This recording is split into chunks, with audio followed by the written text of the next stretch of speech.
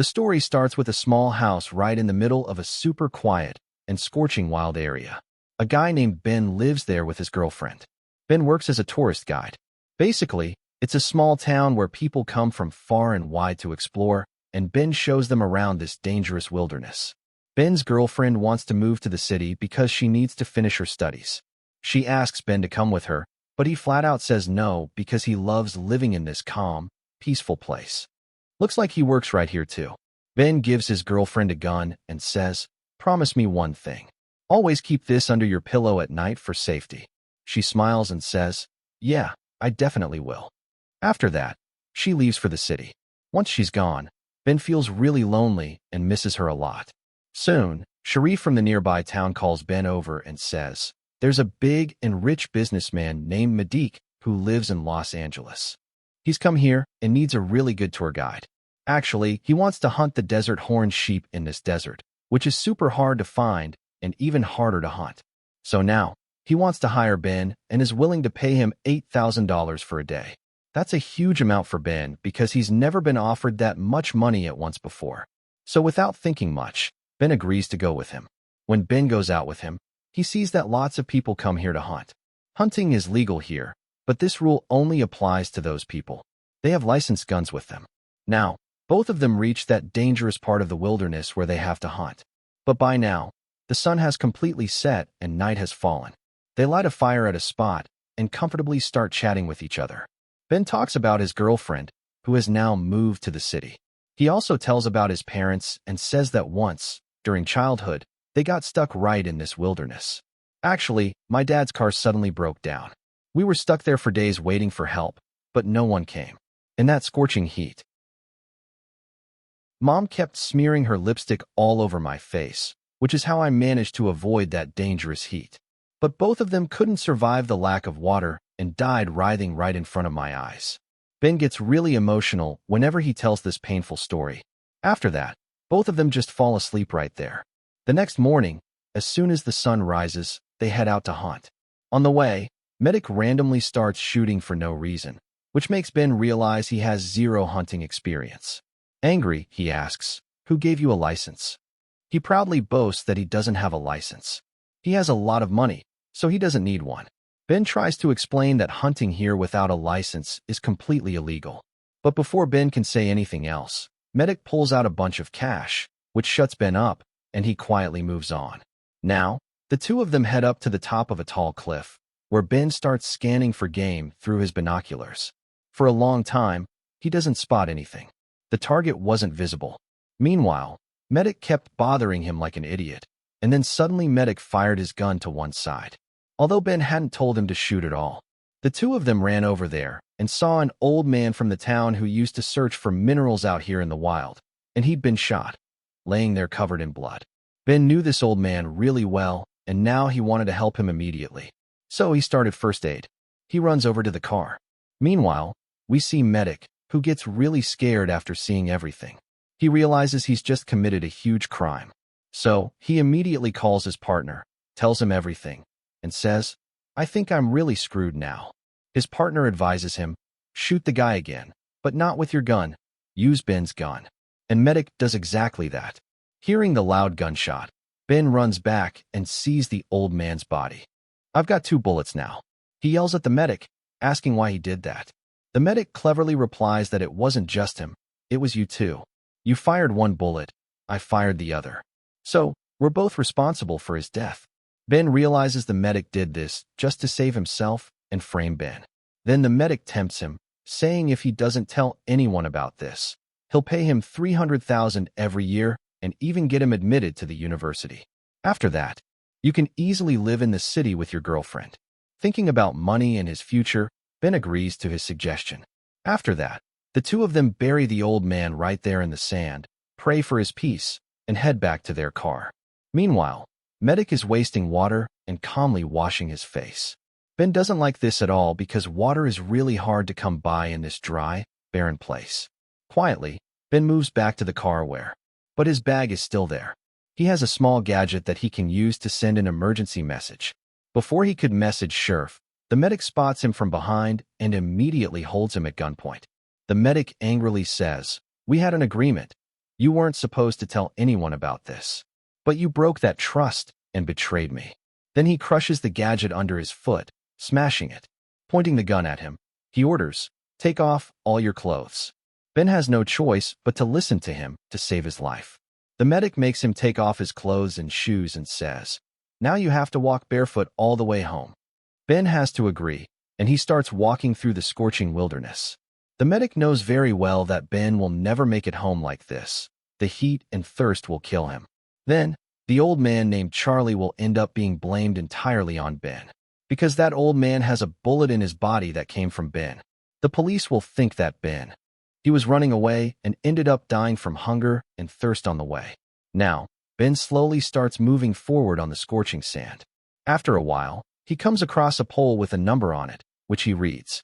The medic is watching him closely through his binoculars from a distance. Actually, he won't stop chasing him until he sees Ben die right in front of his eyes. Ben keeps pushing through the pain, and when he reaches pole number 2, he sprints and disappears somewhere among the rocks. The medic sees all this and gets into his vehicle. He quickly heads towards the spot where Ben disappeared. When he gets there, he checks around and doesn't see Ben anywhere nearby. Actually, Ben has gone inside a cave built into these rocks, which is like a secret bunker belonging to that old man the medic had shot dead. The bunker is fully stocked with food and water. Ben drinks water first to quench his thirst. There are lots of photos displayed inside, and among them is one of Ben and that old man. Actually, Ben, he had known him for many years, and he was like a father to him. Ben, crying, apologizes to him, saying, "I'm sorry I couldn't save your life." Just then, Ben realizes someone is coming into the cave. Quickly, he hides a map that's hanging there and slips into the darkness. Now the medic has arrived. The medic knows Ben is hiding there, so he plants a bomb and rushes out. Moments later, a huge explosion rocks the place, turning everything into rubble. But Ben's luck holds, and he survives the debris. Before the rock even fell, he had already taken a different path to get out. He was moving forward when suddenly a medic shows up right in front of him. The medic laughs and says, "If you want to go home, then go ahead. But this time, if you try to hide or run, I'll shoot you from a distance." Ben knows the gun the medic has is super advanced, and he can hit him dead on from far away. That's why Ben has to keep moving forward through that scorching, fiery desert once again. The nearest town from here is 45 miles away, and Ben has a map that he had hidden from medic. Using that map, he starts moving forward. After a short while, he reaches the place where Ben and the old man, who has now passed away, were. They had set up a sofa to sit comfortably. Ben takes the foam from the sofa and wraps it around his bare feet, because walking on the burning sand without shoes had badly injured his feet, and they were bleeding. This place is located in such an area. Ben is in a spot where the medic can't see him from afar.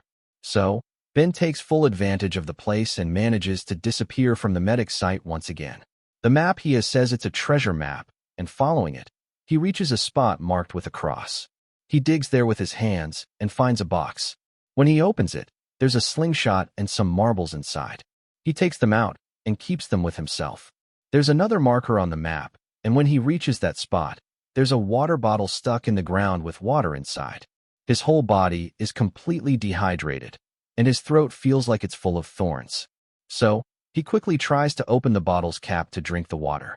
But just then, a bullet hits the bottle. It's fired from a medic standing far away. The bottle falls, and all the water spills out onto the sand. See, the map actually says this is a treasure map, and in this scorching wilderness, water is. There couldn't be a bigger treasure, something Ben probably already knew. Now, once again, thirsty and desperate to save his own life, Ben has to keep moving forward. Meanwhile, from a distance, we're shown medic casually making himself a drink and sipping it, his eyes fixed entirely on Ben. After walking a bit more, Ben's strength finally gives out, and he collapses right there. Medic then drives over to him, sees that Ben is completely unconscious, and fires 2 shots around him to check if he's alive or dead. But Ben doesn't move at all, so Medic realizes. It seems Ben is dead. His mission is complete, and now he drives away from there. But what he doesn't know is that Ben is still alive and was just pretending to be dead. After he leaves, Ben gets up and starts moving towards the spot on the cliff where he used to spend time with his girlfriend inside a cave. There's water there too. Actually, He's going there to quench his thirst. As he's climbing up the cliff, Medic, who is on the phone with his partner nearby, spots Ben alive. He's super angry at Ben now and starts firing shots at him nonstop. But somehow, Ben manages to save his life and dodge the bullets, making it inside the cave where there's supposed to be water. Unfortunately, there's no water there, which really pisses Ben off. Outside, Medic is yelling, telling him to surrender because no one can save him from him. But Ben decides to wait for nightfall so he can sneak out under the cover of darkness. Night comes, and Medic has his vehicle's lights shining right at the cave where Ben is. Ben. He sneaks out through another way. He sees Medic outside drinking, and taking advantage of that, he grabs his jacket from the car because it gets freezing cold in the wilderness at night. When Medic gets back into the car, he immediately realizes Ben was here. He starts the car and quickly reverses.